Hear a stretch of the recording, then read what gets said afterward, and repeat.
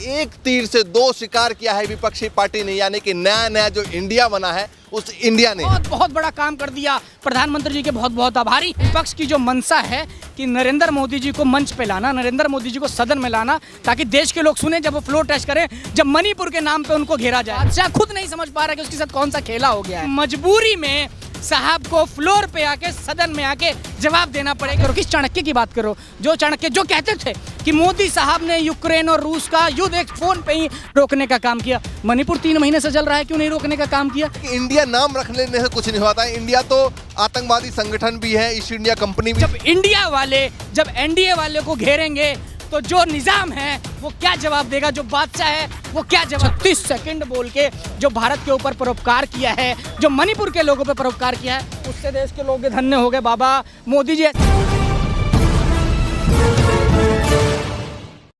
नमस्कार, मैं ज्योतिष चौहान। आज संसद भवन में इंडिया ने यानी कि विपक्षी पार्टियों ने मास्टर स्ट्रोक चल दिया है अविश्वास प्रस्ताव को लाकर। अब आप कहेंगे कि ये कैसे है मास्टर स्ट्रोक, जबकि बीजेपी की पूर्ण बहुमत आनी तय है। इसी मुद्दे पे बातचीत करेंगे। अंशु ठाकुर हमारे साथ हैं कि कैसे एक तीर से दो शिकार किया है विपक्षी पार्टी ने, यानी कि नया नया जो इंडिया बना है उस इंडिया ने। ये अविश्वास प्रस्ताव जो लाया गया है, इसको आप कैसे देखते हैं? देखिए, जो विपक्ष जो अविश्वास प्रस्ताव ला रहा है, इसका जो बहुत बड़ा इसमें खेला है, जो खेला मैं आपके दर्शकों को बताना चाहूँगा, और मैं चाहूँगा दर्शक ध्यान से सुने। विपक्ष को पता है, पूरे देश को पता है कि भारतीय जनता पार्टी बहुमत में है।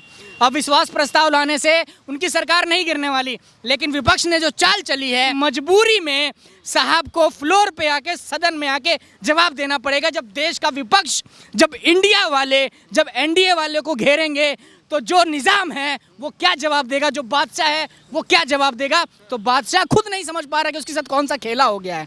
और देश की जनता को विपक्ष का जो इंडिया है वो एनडीए को दिखाएगा कि इंडिया क्या है, जो इनके सर पे। किसी भी तरीके से उन्होंने सोचा कि भले ही हमारे इसमें हार हो जाए, लेकिन मणिपुर मुद्दे पर बातचीत हो जाए। हार नहीं होगी। हार कैसे होगी? जो जनता की आवाज उठा रहा है, जो निजाम, जो देश का जो मालिक है, जो देश का प्रचार मंत्री है, जो देश का प्रधानमंत्री है, वो इस मुद्दे पे जब पूरी तरीके से शांत बैठा है, तो देश का विपक्ष तो तभी जीत जाएगा जब मजबूरी में आके साहब को फ्लोर टेस्ट देना पड़ेगा। देश का जो विपक्ष है वो जीत रहा है, और जिस दिन वो फ्लोर पे मोदी जी आ गए, उसी दिन समझ लीजिए कि एनडीए इंडिया से हार गई जी। और इसके साथ साथ ये भी पता चल जाएगा कि आज देश में 2 गुट बने हैं, एक एनडीए और एक इंडिया। लड़ाई इंडिया वर्सेस एनडीए वालों की है, लेकिन कुछ लोग हैं जो बिल्कुल शांत बैठे हैं, जो सोच रहे हैं कि जिसकी मलाई जहां ज़्यादा होगी, जिसके कटोरे में, वहां जाके चाटने का काम करेंगे। तो इस अविश्वास प्रस्ताव के माध्यम से उन तमाम लोगों का पता चल जाएगा, विपक्ष को, इंडिया वालों को पता चल जाएगा कि ये एनडीए के साथ है, इंडिया के साथ है। अच्छा, मतलब एक तीर से इसलिए दो शिकार कर रहे हैं कि एक इंडिया वाले या फिर एनडीए वाले किसके साथ हैं? जो कहीं नहीं जाना चाह रहे 2024 से पहले, क्योंकि देखिए तमाम जो इंडिया वाले एक साथ हैं, एनडीए वाले 38 दल एक साथ है। तो जो लोग बचना चाह रहे हैं, जो सोच रहे हैं कि हम अपने बाद में पत्ते खोलेंगे, वो इस अविश्वास प्रस्ताव को आने के बाद उनकी मजबूरी बन जाएगी कि जाएं तो जाएं कहाँ, करें तो करें क्या। लेकिन मोदी जी जो है वो इंडिया को लेकर इस तरीके से, कल आपने बयान सुना होगा, कह रहे हैं कि इंडिया तो इंडियन मुजाहिदीन में भी है, आतंकवादी संगठन से तुलना की। दूसरा, ईस्ट इंडिया कंपनी में भी इंडिया है और पीएफआई में भी इंडिया है। तो देखिए, ये जो बयान है ये पूरी तरीके से शर्मनाक है।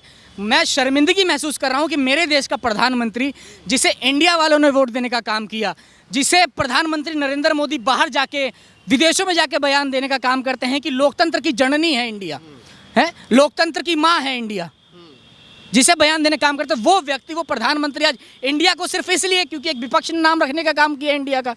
आप उस इंडिया की बात कर रहे हैं जिस इंडिया ने, आप कांग्रेस की बात कर रहे हैं कि कांग्रेस में ईस्ट इंडिया कंपनी की बात करें कि ईस्ट इंडिया कंपनी में इंडिया है। अरे हर जगह इंडिया। जब योजनाएं, जब इस इंडिया के नाम की योजनाएं, जब आप स्किल इंडिया लाए, जब आप मेक इन इंडिया लाए, तब आपने इस इंडिया के बारे में क्यों नहीं सोचा, जिस इंडिया के नाम पे आप विदेश में जाके बोलने का काम करते हैं, जिस इंडिया पे 140 करोड़ भारतवर्ष गर्व खाने का काम करता है, जो विदेश में रह रहे हैं वो भी इंडिया पे गर्व खाने का काम करते हैं। सिर्फ आप एक द्वेष की मात्र भावनाओं से आप इंडिया को इस कदर गाली देने का काम करें। मैं चाहता हूं कि विपक्ष के लोग इनके ऊपर मानहानि का मुकदमा करें। अगर राहुल गांधी सिर्फ एक मोदी के खिलाफ बोलता है, उसने सारे मोदी के खिलाफ नहीं बोला, उनके खिलाफ मानहानि का मुकदमा होता है, उनकी सदस्यता चली जाती है, उन्हें बैन किया जाता है चुनाव लड़ने से, उनका मकान छीन लिया जाता है, तो प्रधानमंत्री जी को क्या हक है जो इंडिया के बारे में ऐसा बोले?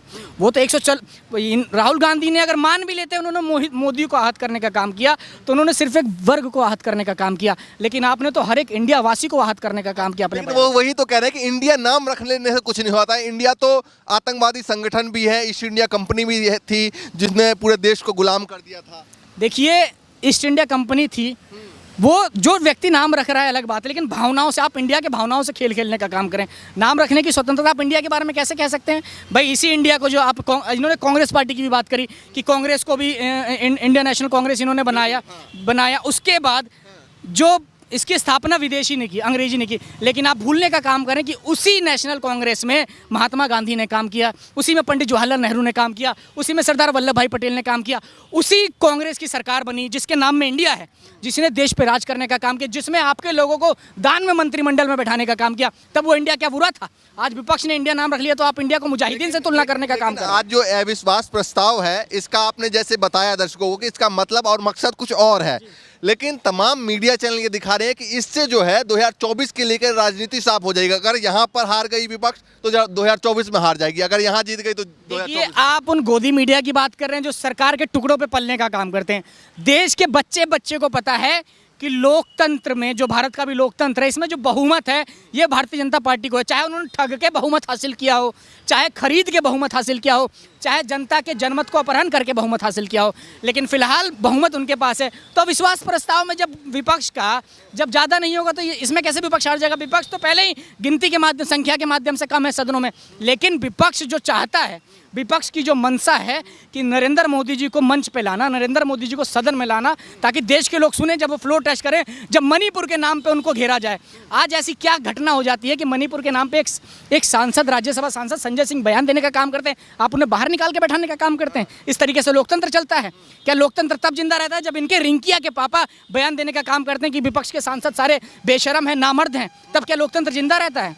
इन लोगों को, तमाम जो विपक्ष के लोग हैं, इन्हें पता है कि किस तरीके से एनडीए को नंगा करना है। लेकिन ये बताइए, 36 सेकंड बोले प्रधानमंत्री इस मुद्दे पे, बहुत बड़ा काम कर दिया। प्रधानमंत्री जी के बहुत आभारी हैं कि जो 3 महीने से मणिपुर जल रहा है उसके लिए प्रधानमंत्री जी ने 36 सेकंड बोल के जो भारत के ऊपर परोपकार किया है, जो मणिपुर के लोगों पे परोपकार किया है, उससे देश के लोग धन्य हो गए। बाबा मोदी जी, ऐसी कृपा अपनी दूर कर लो हमसे।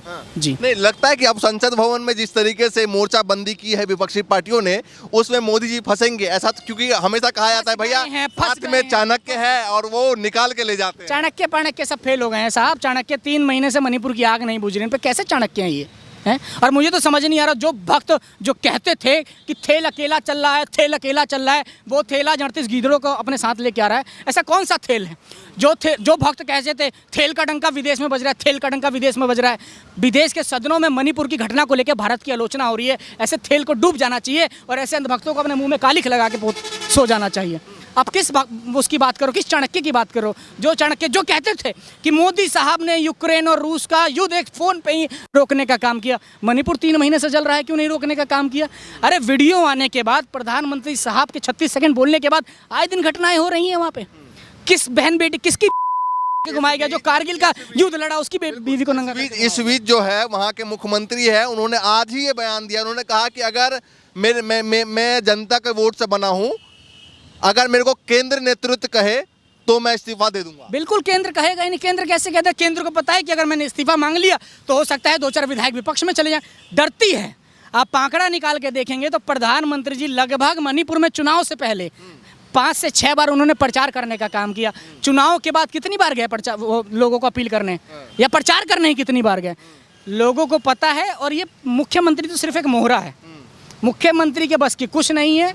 जो की चाबी घूम रही है वो केंद्र से ही घूम रही है। अमित शाह और नरेंद्र मोदी जी के हाथ में चाबी है, लेकिन इनकी मजबूरी है कि उससे वो इस्तीफा नहीं मांग सकते। जी अच्छा, ये बताइए कि अभी जो है ये संसद भवन में ये जो कुछ भी होगा और जो विपक्षी पार्टी के साथ जो लोग हैं, यानी कि इंडिया के साथ जो लोग हैं और जो एनडीए के हैं, लगता है बाद में जाके भी कुछ फेर बदल हो सकता है आने वाले वक्त में?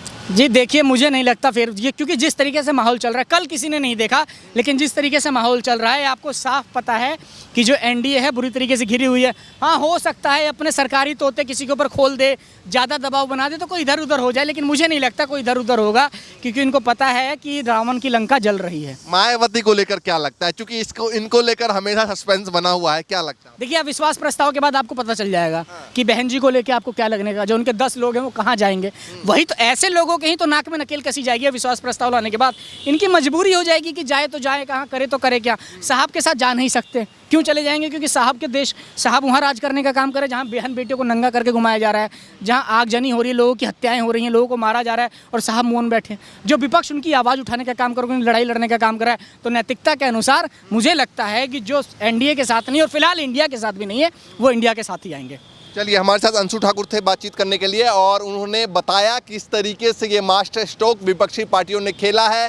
संसद भवन में एक तीर से दो निशाना है। एक, पहला कि कौन कहाँ है वो क्लियर हो जाएगा। दूसरा, किसी भी तरीके से पीएम मोदी को फ्लोर पे लाना और मणिपुर और तमाम मुद्दों पर बातचीत करना और लंबी बहस होना। आप क्या कुछ सोचते हैं तमाम मुद्दों को लेकर और जो आज अविश्वास प्रस्ताव के लिए आगे रखा गया है पत्र को, उसको लेकर हमें कमेंट करके ज़रूर बताएं। फिलहाल के लिए नमस्कार।